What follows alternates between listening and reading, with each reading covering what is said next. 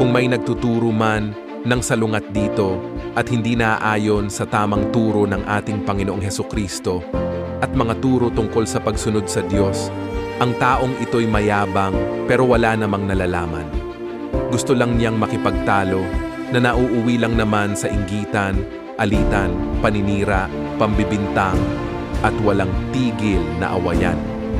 Ito ang ugali ng taong baluktot ang pag-iisip at hindi na nakakaalam ng katotohanan.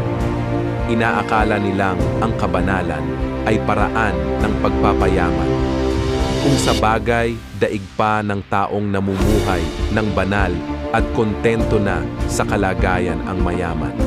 Ang totoo, wala tayong dinala sa mundong ito at wala rin tayong madadala pag alis dito. Kaya kung mayroon na tayong pagkain at pananamit, dapat na tayong makontento.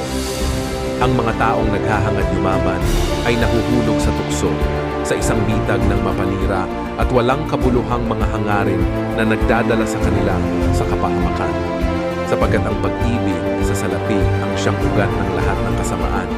Ang sobrang paghahangad ng salapi ang nagtulak sa iba na tumalikod sa pananampalataya at nagdulot ng maraming paghihinagpis sa buhay nila.